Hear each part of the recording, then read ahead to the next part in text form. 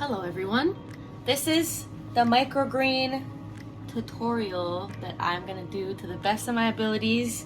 I'm not a professional. This has taken me like 2 weeks of trial and error and like testing and doing it and testing it again. So this is the method that I felt was the best. This is how I grew these beautiful microgreen babies. Look at them, they're so beautiful. There's 3 different kinds here. Where's the labels over here? Purple K, arugula, and broccoli. It's so beautiful. I can't wait to taste these. These are almost ready for harvest. I think the broccolis I'm gonna harvest either later today or tomorrow morning, and these could be harvested in like 2 more days from now. So yes, basically what we're gonna need, very simple things. We're gonna need a container, preferably a glass see-through container, and I'm gonna explain why later. We're gonna need some pebbles. I got these from the dollar store, and they're in this strainer because we're gonna have to wash them, because if you see, they give off this like white, like powdery thing. We're gonna need the most important thing, which is our growing medium, which is this hemp mat that I have bought online. It's quite cheap, and there's so much of it that comes in the bag. This is the bag with all of the hemp mats. There's so many of them, and this whole thing I think was like $15, and you just need like a little tiny square of it. So yeah, okay. Basically, what we're gonna need to do first is wash our pebbles. You don't need to wash them with soap or anything, just make sure that all of them get water. I'm gonna leave these to dry over here. They don't need to dry, but just que se escurran, so that the water comes out. I don't know this word in English.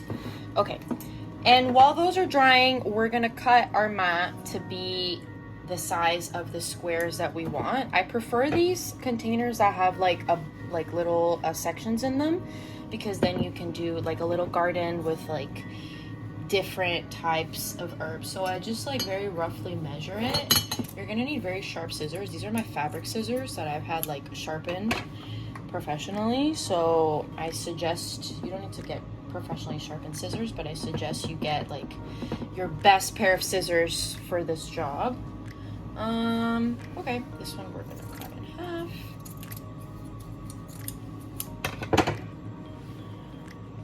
And then, it doesn't have to be perfect. This is fine. And then, once our pebbles are dry, or they don't need to be dry, they just need to be not powdery. I don't know what that powder is. You don't need to get pebbles from the dollar store. I just don't know. I don't have any rivers or anything close by, or like any places where to get pebbles. I don't know where to get pebbles in Toronto. Like in Colombia and Panama, I would just go to some parking lot and then I would get pebbles there. But yeah, the pebbles, you're maybe wondering why we need the pebbles. So think about like how plants grow in the earth, that you need them to have enough space and enough drainage for the roots to come down freely. I think I can explain this through this other experiment that I'm doing, which is a bottle garden. I bought this thing, this like insert, but you put your seeds in here, and you see that the roots come down. The seeds are up here, but the roots come down all the way over here.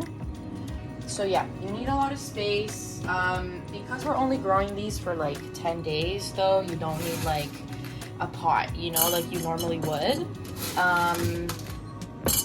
But yeah, you're gonna spread out your seeds, your pebbles evenly, and then cover them with your hemp mat. Just like so. Doesn't need to be perfect. Put your pebbles in there. This is gonna ensure that your mat doesn't get too soggy, because that's gonna cause your seeds to rot. It's also gonna help give like space, and it's gonna help keep the moisture. It's gonna store some water under there just in case you know, your seeds need a little bit more moisture. The key to growing seeds successfully is heat and humidity, okay? And darkness as well, some sort of level of darkness. So, okay, now that we have our thing, just don't pay attention to these labels. This is from a previous failed microgreen experiment. Okay, and then besides the medium, growing medium, the other most important thing that we need are the actual seeds. So I like to get these seeds in bulk because these are like, I'm gonna be using a lot of them. You don't need to get them in bulk. You can also get them, you know how they sell them in the grocery store in these little like envelopes like this. You can get seeds from anywhere. I got these on Amazon. I think each of these packets was like 20 bucks, but they're all organic, GMO free, which is important to me. If that's not important to you, that's fine.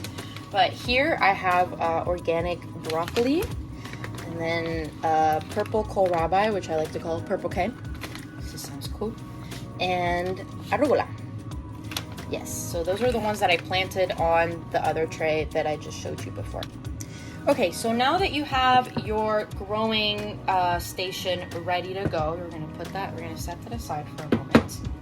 And now what we're gonna wanna do, which is also very, very, very important for the success of our microgreens, is our fertilizer.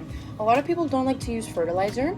However, with the experiments that I conducted, I realized that the fertilizer does help immensely. Like, it helps immensely the microgreens to grow. They grow so much faster, like so much healthier. It's just really nice. The only thing, it has a bit of a smell, which is fine. Like, I expected it to be a lot worse, but it's not that bad. So basically what this fertilizer is a marine phytoplankton soil fertilizer, soil or hydroponic fertilizer.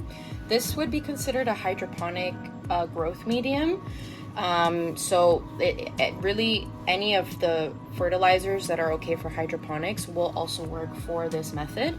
I really like this fertilizer because it's grown nationally in Canada. The phytoplankton is farmed in British Columbia, which I think is really cool to support like local industries. And I like, it's just cool. Look at the little drawings on the side. It's really pretty. Okay, so we cannot put the fertilizer directly onto our medium or our seeds because it's way too strong and it will kill our seeds. So what I have invented for myself is this little mixture, which according to the instructions, it's a 1:20 ratio. So it's 1 fertilizer, 20 of the water. So that's what I'm gonna do right now. So you're gonna wanna get your fertilizer. I put the fertilizer in this cup because I think it's easier to just get it out. But you're gonna do one, you don't have to measure anything exactly. You're gonna do 1 quantity fertilizer and then 20 of the water. So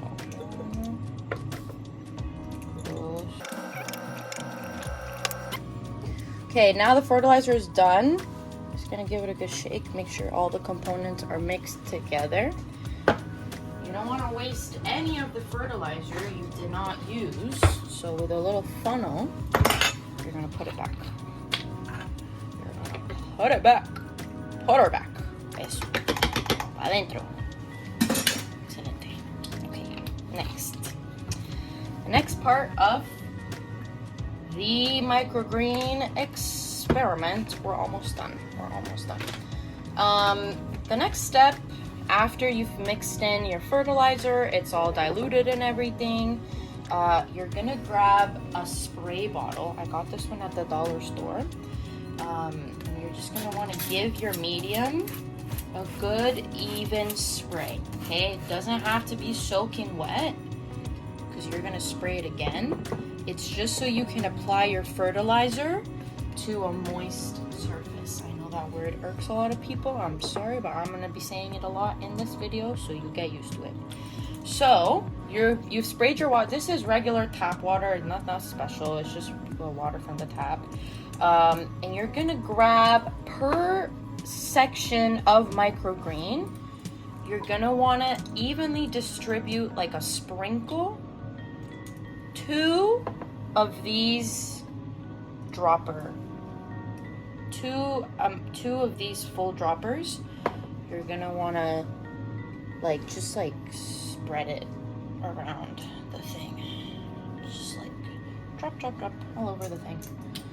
So 1 and then 2. Evenly, all the corners, the center.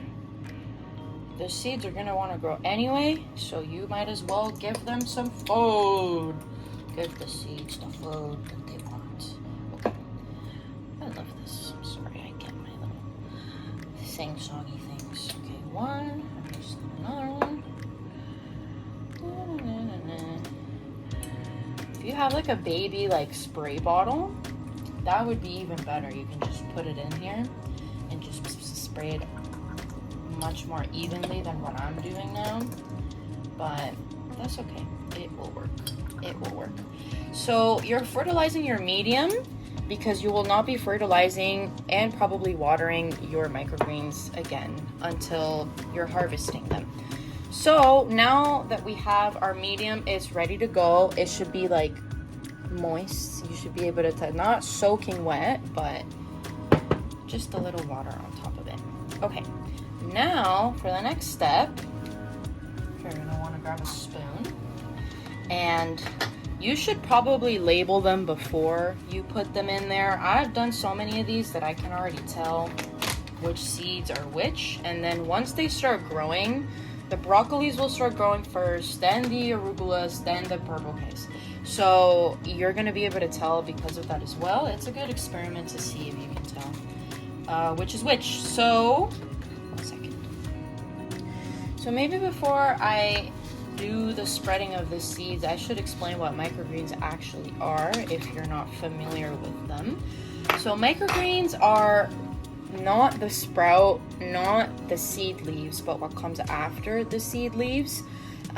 For any plant any single plant on earth has the same process of, any plant that comes from a seed, mind you, has the same process of germination and sprouting, and then just keeps going. So these seeds, like, they are meant for sprouting. That's why there's so many of them. But technically, if you were to grab one individual seed and you germinate it well enough and you plant it and you take enough good care of it, from this you could have an actual like full-size adult plant. Okay, it's just a little tiny seed, but this little thing is going to give us whatever plant we want. So the trick with the gist of the microgreens is that you're going to want to put the seeds very close together, like a really like a big density of seeds, so that when they start growing, you can get them in this like little dense patches of like green, you know. Because if you just put a couple seeds in there, you're just gonna have a couple like stalks of seeds, right? So you want to put them, a lot of them, and evenly spread out. So that's what we're gonna do now. Maybe I should grab it and show you like this. So you're gonna want to sprinkle your seeds. One of the mistakes I made at the very beginning was that I put too many seeds in one of the things, like in one of the squares, and it was too many seeds and the seeds got suffocated. So we're gonna be very careful to not overload our little containers with the seeds. It's important for them to be close together, but for them to have room to breathe and to grow, just like people, just like the humans of the earth. Okay, I think we could do a little more. Just a sprinkle, sprinkle, sprinkle, sprinkle. Okay, so this is our purple K. I'm gonna do the same thing with the broccoli. Doesn't matter what section you put them in, just make sure that when you're cutting your mats, you don't see, like I made a bit of a mistake. This one's fine, but this one, you're just gonna wanna make sure you see there's like gaps on the sides. Try not to get those so that there's gaps. Nothing's gonna happen, but like the seeds may fall in there and they may start growing from like the underneath, which is not what we want. We want them to be growing on top of the mats. We want them to be on top of the mats. So we're gonna grab our broccoli and sprinkle, sprinkle, sprinkle, sprinkle. You see, I dropped some in there, which is fine. They'll grow anyway. It'll just take them a couple extra days to be the same maturity of the other ones. Don't forget to get these corners over here. With your spoon, you can spread them around. Make sure to also give them a nice press into the medium so that when they start rooting, the roots go down and not all over the place like these. Like you see there's like roots here like just kind of floating around. That's because those ones weren't pressed down properly. It's fine, doesn't matter. It's not like nothing's gonna happen, nothing's gonna die. Don't stress out. It's just so that everything is beautiful and even. I need my other hand to open this. 1 second. Okay, I opened the bag. Okay, so same thing. Spread them around. Spread them around. I do have to say, out of all the sprouts that I've done, the arugula has a bit of a smell until it's fully grown. Don't get discouraged by the smell. Still gonna be yummy, but just giving you a warning. There's a smell, don't worry. It's fine. That's the way it's supposed to be. Just keep an eye on it. Okay, so we have evenly distributed our seeds.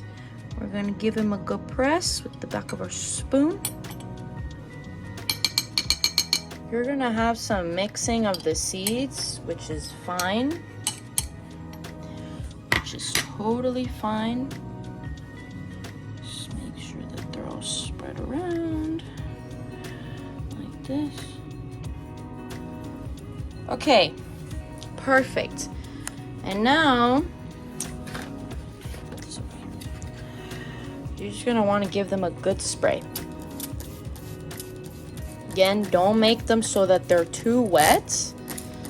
They're not gonna be happy if you do that. You're gonna drown them and they're gonna rot and it's gonna be even stinkier. So, give them a good watering. With the next step that we're gonna do, it's not necessary for you to drench them in water because we're gonna keep the moisture in there like tight. Like we're gonna make a seal with some other materials that I'm gonna get out right now. Okay, we're almost done. This is, I think, maybe one of the most important steps in the ensuring of the success of our microgreens. You're gonna need cling wrap and aluminum foil, okay? So I have some aluminum foil from the other pots, so I'm just gonna be reusing that. But you can get new sheets if you'd like, so let me just get this all straightened out. Okay, I straightened out my reused pieces of aluminum. The aluminum, honestly, if you treat it with care and you handle it like well, you can use the aluminum like so many times. The aluminum is gonna help us keep the heat and the insulation that we need, as well as prevent them from getting too cold or too hot. It's like, you know, like the emergency blankets that are like silver. It's the same science, just mini. But now that they are seeds, we need what I said in the beginning. We need heat and we need humidity, but a lot of it. Think about when a seed is in the earth. It's very dark, it's very tight, it's very humid. So we're gonna try and recreate those same conditions that the earth has created for herself. So we're gonna grab a sheet of this thing, this cling wrap, and we're gonna put it over our pot. Now what you're gonna wanna do is you're gonna wanna press, like not press, but just like gently make an indent in the cling wrap while you're putting it on there. Let's just do this. so that it gives some resistance and even more humidity, like concentrations in there. I don't know. Esté más densa la humedad. La humedad. I don't know how to say this in English, but whatever. So yeah, you're just gonna put this in there. Put your hand in there. Give it a little push. So it also applies some resistance for the seeds once they start sprouting. That's another thing that we need that I am not able to fully recreate with these pots that I got. I got these containers from Valley Village. But if you get like the actual growth containers, you need to apply some sort of even amount of pressure so that the seeds have some resistance when they're growing. It's not like super important that you do that, but it will help them grow taller, stronger, and faster. So if you're able to do that, I highly recommend that you do. However, I don't do it and it's fine. So don't stress if you can't do it either. So yeah, okay. Make sure that this cling wrap is evenly placed, that there's no holes in it. You're gonna use this wrap for the next 2 weeks or so. So make sure it's good. Make sure you buy good quality cling wrap. You're gonna need it. Okay, so once this has been sealed like this, you will not touch it. You will not lift it. I know it's very tempting, and that's why I killed so many of the things, is because it is very tempting to get it out and look at it and like be like, oh my god, what is happening? Like, why are they not growing? You're not gonna see any growth until like, you're gonna see them sprouting tonight, and then tomorrow you'll see them sprouting even more. But don't take this thing off. Don't take the wrap off. You can only take the plastic off once you see leaves, okay? So now that you have it all wrapped up in the cling wrap, this is gonna create moisture, and it's gonna create a moisture lock. Exactly what we want. So I have an issue that my house doesn't get direct sunlight inside of the house for enough time of the day, which makes it cold. So we don't want cold, we want hot, right? Remember I said we want hot. So if you're able to grow them inside with sun, maybe you won't need as much aluminum. I put this much aluminum on it because I bake them outside because that's where the sun is for the most of the day. So yeah, you're gonna want to do that. You're gonna want to put a aluminum piece under your bowl, and then another one as some sort of like a hat on it, like this. And basically, you're gonna roast these babies for like 4 or 5 days until they start getting like, not even, maybe depending on the level of heat and, you know, the level of like humidity that they have. They may sprout sooner, they may sprout not, maybe longer, maybe shorter. But yeah, now your microgreens are ready to start growing in the hot summer sun. Be really careful once they start sprouting seeds. You're gonna wanna move them from the direct sun to somewhere where there's a little bit more dapple shade. I like to use these glass containers because once they are growing, it makes it, how do I explain this? It makes it so that you can have a more controlled environment, and you can control the amount of light, the amount of heat, the amount of moisture that they have. You have the aluminum underneath that will reflect the sunlight into the dish from underneath, and then you have this aluminum on top that's gonna be like a bounce of the light. So this will also help it. It's like you're literally slow cooking. You're slow cooking the seeds into microgreens. If you put these directly into the sun, they will die like in the matter of like an hour or 2. Don't be dumb like me. I already made this mistake. Put them in the sun with their blankets. Okay, so now we're gonna go put them in the sun. And once they are sprouting as seeds, you don't need to move them from the sun. You just need to leave them there. Once they start getting sprouts again, move them to an area that's not too hot, but that gets enough sun so that the sun can reflect in the aluminum, like what I said before. So I'm gonna show you just where I put them.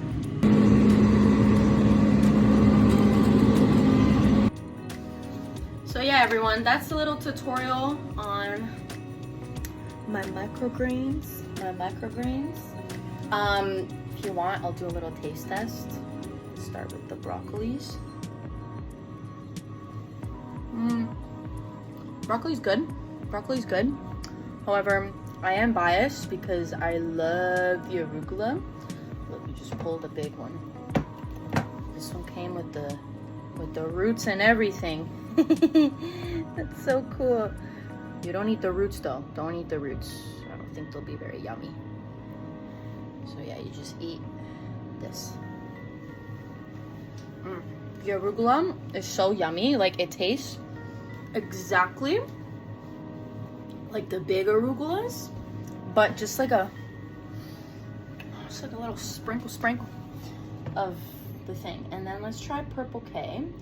Purple K is funny because it doesn't really taste like much, but it's so cute. It has these, like, look, I pulled another big one with the roots. Oh no, it has the roots and the seeds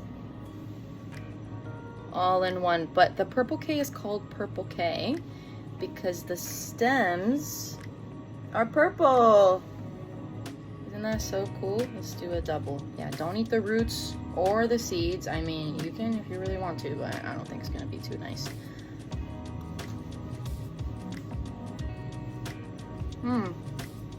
This one tastes a bit como amargo, like a bit bitter, but like not bad. Like, doesn't have that much of a strong taste. But yeah, these are the microgreens. Yeah, microgreens are really cool because they are a very easy, cheap, pretty much foolproof way once you figure it out.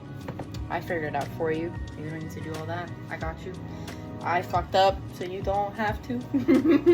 But yeah, they're really easy. They're really, really awesome way to get a lot of nutrition, because microgreens are a concentration of all the nutrients in the big plant, but in a very small baby portion, which is really, really cool. You can literally do microgreens of anything. Like, these radishes and beets look really cool once they're growing because they grow pink and green.